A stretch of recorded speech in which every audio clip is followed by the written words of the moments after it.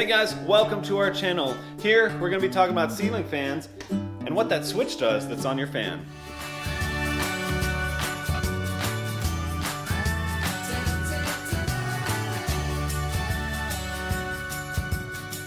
Welcome to our channel. Here we're going to show you how we turned our house into our small family farm. We're going to show you how we accomplish small projects around the house and how you can do them too.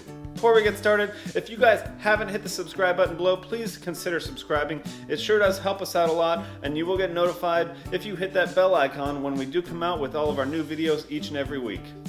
So before we get started, we have to talk a little bit about how air works when it gets warm or when it gets cold. So what happens when you raise the temperature of a gas? When you raise the temperature of a gas, those oxygen, nitrogen molecules, whatever they are, they start to vibrate basically. And when they do that, they become less dense, they spread out. And so when they spread out, they get lighter than the air that's not been warmed up.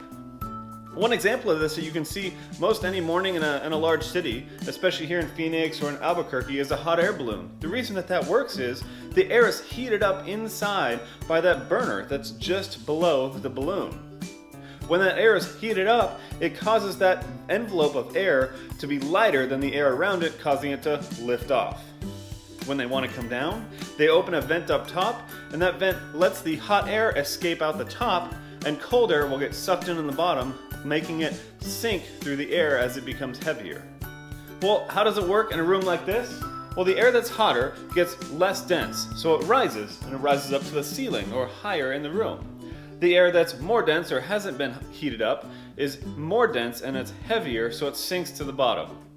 So with that being said, we can start talking about fans. More specifically, the fan blades are what's most important in this discussion. So here I've got a fan blade from a fan that's in our garage.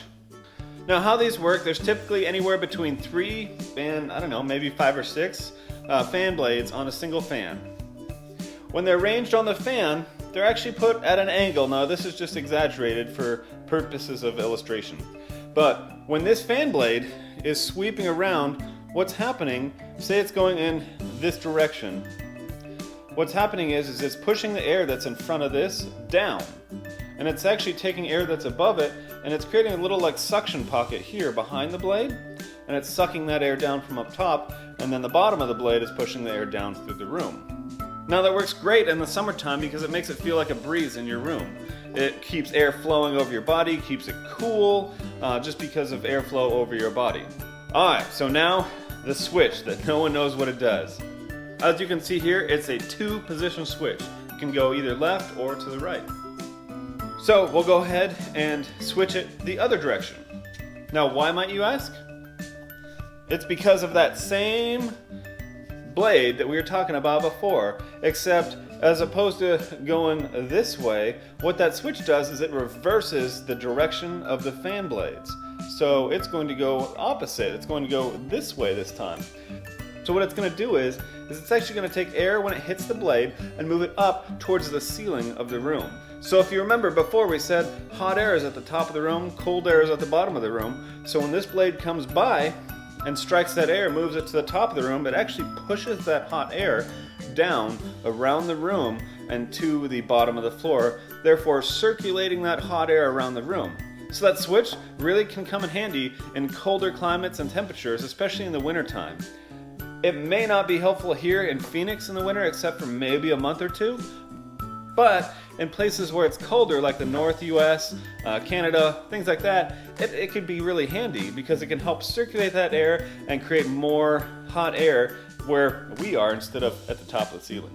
So when it starts getting cold, consider switching that switch opposite so you can help circulate that hot air and keep your room more evenly cooled. Well, that's it. Pretty simple, not rocket science, but it can help you, especially in colder climates, save just a tiny bit of money on your electricity, if not just make the rooms feel a little bit better. If you guys like this video, go ahead and hit the subscribe button below. Also hit that bell icon to be notified when all of our new videos do come out. We try to get 1 to 2 a week and keep it fairly regularly. Thanks a lot, guys. Y'all have a good one.